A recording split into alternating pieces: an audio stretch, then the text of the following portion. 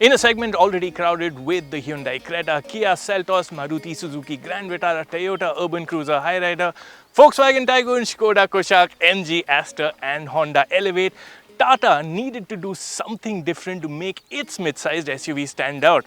This Curvv is differentiated by design.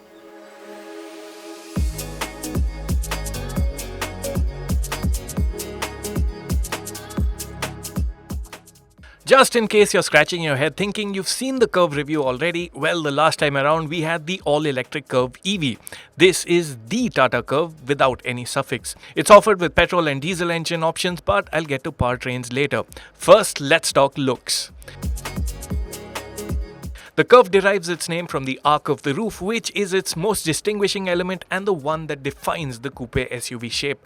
It's not a form everyone will take to, but the Curvv is sure big on show value. Let's start at the back where the roofline drops down into a high-deck tail, below which you see full-width LED tail lamps, a sharply cut tailgate and a large rear bumper embellished with pronounced enclosures for the reflectors and reverse lights, a gloss black panel and a scuff plate. Other details of note include a split roof spoiler and a shark fin antenna that sits amidst the contrast roof. Mind you, a Curvv petrol or diesel doesn't look any different to a Curvv EV at the back, and even at the sides, it's only the design of the alloy wheels that serve as a differentiator.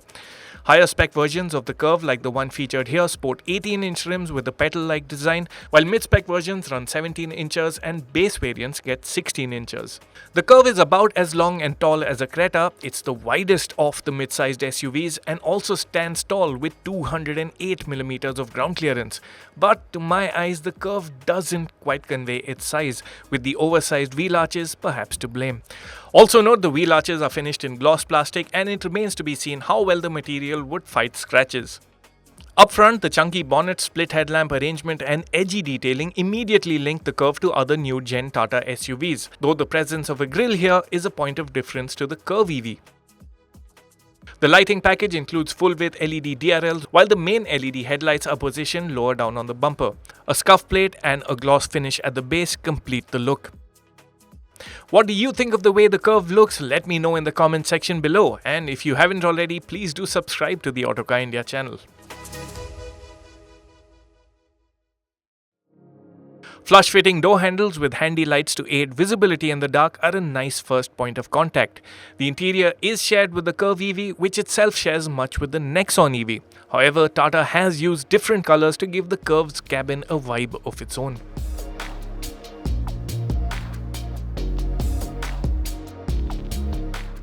The dual-tone burgundy on black interior theme is quite unique, and I have to say it does look quite nice and premium when you see it in person. What really helps that impression is this perforated upholstery on the seats. It's really nicely done.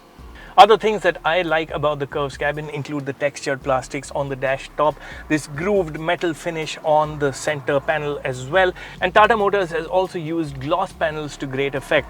Yes, the gloss panel will be prone to scratches, but first impressions when it lights up is really premium, and you get that on the steering wheel as well, where it lights up to reveal the Tata logo. There are no soft touch materials on the dash. On the whole, overall quality is satisfactory but not at par with the Seltos' best-in-class standard. Tata has packed in all the features of interest though. Features-wise, the Curvv ticks all the boxes. The list starts with the panoramic sunroof. It's got a large touchscreen. It's got digital dials. It's got auto climate control. It's got a wireless phone charger, front seat ventilation, driver's seat power adjust, an onboard air purifier, a 360-degree camera. The list is a long one. The 12.3-inch touchscreen is slick to use and does well to offer wireless Android Auto and Apple CarPlay. The 360-degree cameras are also nice and come handy when parking. You can also set the screen to serve as the display for the blind view monitors that activate when you press the indicator. The screen is also the control for the ambient lighting, the deep-sounding 4-speaker, 4-tweeter and subwoofer JBL audio system, as well as the ADAS suite. There's also eSIM-based connected tech, so you can remotely monitor your car. The 10.25-inch digital dials look smaller than they actually are because they're very deep set into the binnacle. The fonts could have been larger as well. However, the screen does offer multiple layouts, can project feed from the blind view monitors, and can also very handily show Google Maps, though only from a synced Android phone. Talking tech, we hope Tata Motors has ironed out glitches that can take away much from the experience. Here's a look at all the goodies the Tata Curvv packs in. On to the matter of seat comfort. The front seat is well cushioned, but it isn't as accommodating as you'd expect, particularly if you're a larger sized individual. Just check the lack of shoulder support for someone of my size. Now, the seating position itself is good, but it could have been a lot better still. The steering adjusts for angle but not for reach. And one more thing about the steering, it sort of juts out at the spokes, so it's always in contact with your thumb, and that can be a bit of an irritant. Front seat passengers will appreciate the inclusion of a seat height adjust. Frontal visibility is good, but the coupe-like shape does come with compromises in terms of rear visibility. The rear windscreen is quite small, and also you don't get a rear windscreen wiper. There are other things that you'll have to make your peace with. If you're one to keep a lot of odds and ends in your car, you will have some reason to be disappointed with the Curvv's cabin. There is no cup holder on the center console, which is a big miss. You do get a small storage area between the front seats. The glove box is large and it gets handy compartments. You get a wireless phone charging bay here, but there is no storage at the base of the center console, and I'd have also liked the door pockets to be larger. Actually, the door pockets can hold a 1-liter bottle, but it's positioned too far back on the door for comfort. You'll also have to use an extension wire if you plan to frequently use the awkwardly positioned USB ports at the base of the center console. It's when talking back seat that the Curvv is on the back foot. The Curvv has the shortest wheelbase in its segment, and it feels as much inside. Getting in, for starters, isn't the most convenient. One thing's for sure, the Curvv is not the ideal vehicle of choice if you're a larger framed individual who'll be spending the bulk of your time at the back. As you can tell, I'm okay on knee room. The front seat is set to my driving position. I'm just under 6 feet tall, but headroom is tight. And what makes matters worse is the fact that there is this very pronounced hump on the roof to accommodate the mechanism for the panoramic sunroof.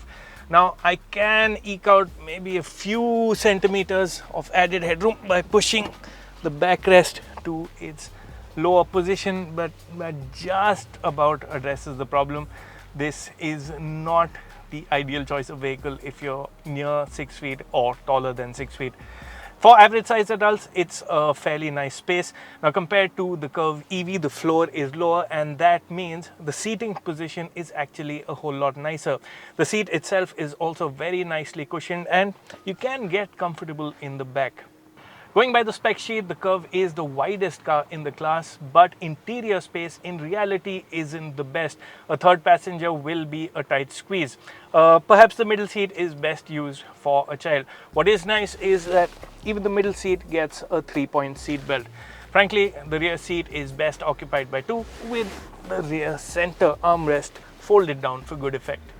The center armrest folds down to reveal 2 cup holders. The outboard seats get adjustable headrests. There's rear air conditioning vents as well as 2 USB charging ports. Maybe Tata Motors could have compromised a bit of luggage room to free up more rear seat passenger space. The Curvv offers a class best 500 liters of luggage room, and you can fit in big suitcases with ease. A 60-40 split and fold seat frees up even more room. Residing under the boot floor is a full-size spare tire. Also unique to the Curvv in the segment is a powered tailgate with gesture control. What's also nice is that the boot release is in easy access at the center console, so you can save precious seconds at security check when entering a hotel or a mall. Now for some technical details. The Curvv is the first model to be built on Tata Motors' new Atlas or Adaptive Tech Forward Lifestyle architecture. The architecture can be used for vehicles from 3.7 meters to 4.7 meters in length and can also support 4x4 as well. However, the Curvv is front-wheel drive only and can be had with 3 engine options. The base engine is Tata's familiar 1.2-litre 3-cylinder Revotron turbo petrol that makes 120 horsepower and 170 Newton meters. Then there's Tata's new 1.2-litre 3-cylinder direct injection turbo petrol engine branded Hyperion. This unit produces 125 horsepower with direct injection enabling a 225 Newton meter torque figure.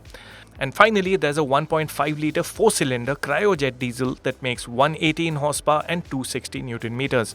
All engines are offered with 6-speed manual gearboxes as standard, and each of them can also be had with a 7-speed dual-clutch automatic. We got our first taste of the new Curvv in direct injection turbo petrol and manual gearbox avatar. First impressions are of a pleasant powertrain. This is a 3-cylinder engine, so let's start with the matter of refinement. The engine comes across as pretty refined. Noise levels stay low over easygoing driving. When you drive a bit harder, the sound does get a bit gravelly, but it's not loud. And only when you really extend it, you'll hear a 3-cylinder thrum. But again, it's not jarring or disturbing. It's just the sound the engine makes. Working behind the scenes to smoothen out vibrations is a dual mass flywheel. And over regular drives, you'll find a nice spread of power too. It is a flexible engine in the sense that it picks up quite easily from even low RPMs. It's an easygoing engine, but not necessarily an exciting one. Pressing down hard on the accelerator will reveal as much. The thing is that power delivery, at least initially, is quite flat, and only when the turbo really spools up that you feel this rush of power. That rush of power grants you enough go to get past other vehicles.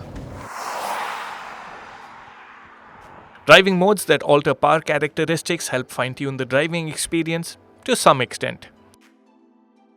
There isn't all that big a difference between the 3 driving modes, Eco, City and Sport, which means you can actually get by with day-to-day driving in Eco mode and save some precious fuel in the process. The engine feels its freest in Sport mode, but this is not a very quick revving or high revving engine. It'll top off at about 5,800 RPM.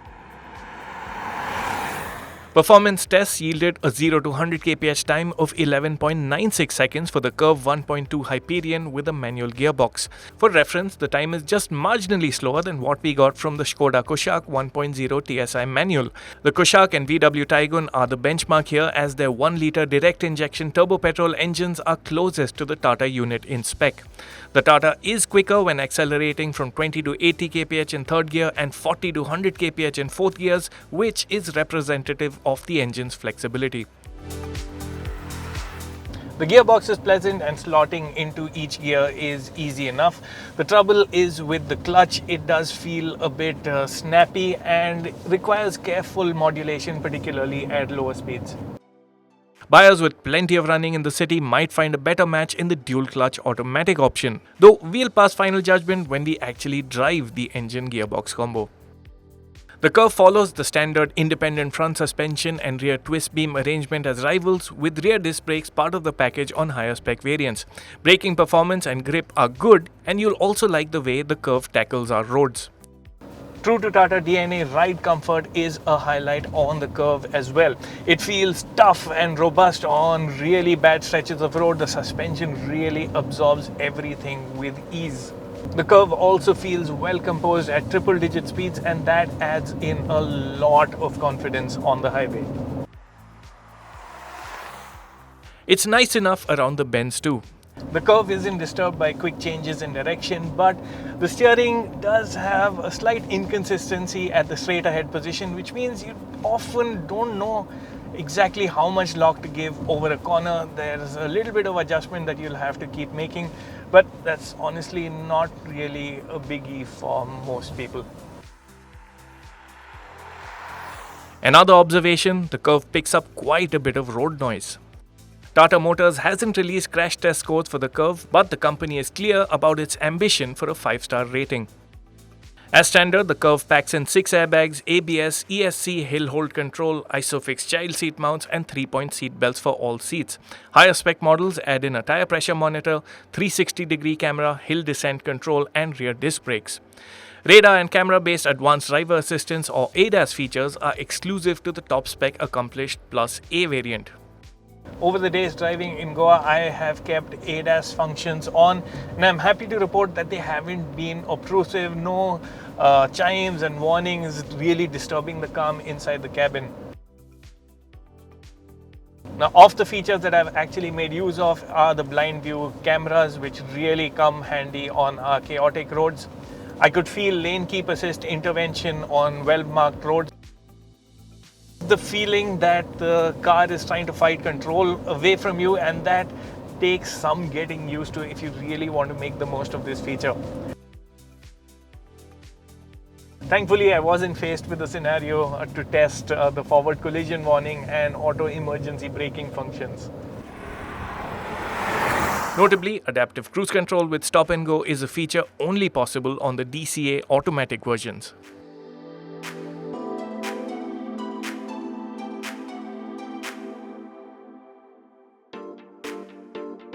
We experienced the dual clutch automatic gearbox on the diesel. First things first, Tata's 1.5-litre diesel engine is unique amongst BS 6.2 emission norms compliant diesels in its use of a passive selective catalyst reduction system, which means no requirement for AdBlue.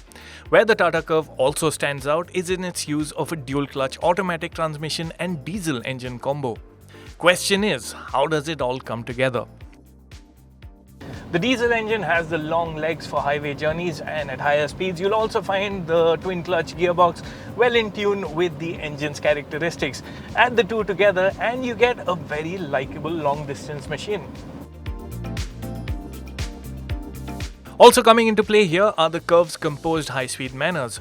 However, the Curvv diesel DCA tends to get caught out at slower city speeds. Dual clutch transmissions don't make for the ideal gearbox type for stop-start driving conditions, and you experience that on the Curvv as well. On the diesel Curvv, this is more pronounced because of the ready torque delivery of the diesel engine. You'll also hear the gearbox at work. The gearbox sounds as if it's shuffling between the ratios when you're driving at really low speeds, and this is most pronounced when it upshifts from first gear to second gear. In a nutshell, you don't quite get the same experience that you'd get with a diesel and torque converter automatic gearbox. Things do smoothen out the faster you go, and when you're at cruising speeds, you'll actually find the gearbox to be smooth and also timely in its shifts. It's not a super quick gearbox if that's what you're looking for. Even when you stomp down on the accelerator pedal, the gearbox doesn't change character to suddenly become an urgent unit. What it does is offer you smooth shifts, and I think that's a compromise everyone will be happy with. In case you want manual control of shifts, you can use the paddle shifters. As for the engine is tuned quite conservatively. It'll rev to about 3,800 RPM or so, even in sport mode. The engine has enough go and you won't have an issue with the performance on offer. Our performance tests revealed the Curvv diesel DCA to be quicker than a Kia Seltos diesel auto that uses a 115 horsepower 1.5-litre diesel engine and a torque converter auto gearbox combo. Interestingly, the Tata Curvv and the Korean duo of the Kia Seltos and Hyundai Creta are the only diesel offerings in the mid-sized SUV segment. Where the Tata Curvv diesel could have been better is refinement. It's not the quietest of diesel engines around. At idle, you'll hear a clatter and also feel a bit of a buzz on your seats.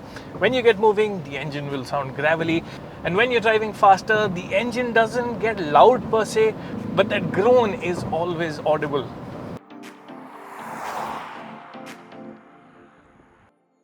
Those interested in a Curvv will be spoiled for choice. All engines, gearboxes and trim levels accounted for, there are 34 versions of the Curvv on offer. You get widest choice across the diesel engine and Revotron petrols, while the Hyperion petrol is restricted to the mid to top spec variants. Pricing that starts at 10 lakh rupees ex-showroom and tops off at 19 lakh rupees ex-showroom is competitive for this segment. The Curvv's coupe SUV form factor will not find favor with everyone, but does give the Tata show value. As a product, the Curvv has strengths in its tough feel and long list of features. The new direct injection turbo petrol engine is pleasant, and users with lots of running will find a good match in the Curvv diesel. The big boot is also a boon, but what marks the Curvv down is the limited rear seat space. To conclude, the Curvv is no game changer and isn't quite the Creta fighter it was intended to be. You can think of it as a Nexon Plus or a Creta Minus, and Tata's aggressive pricing alludes to this positioning.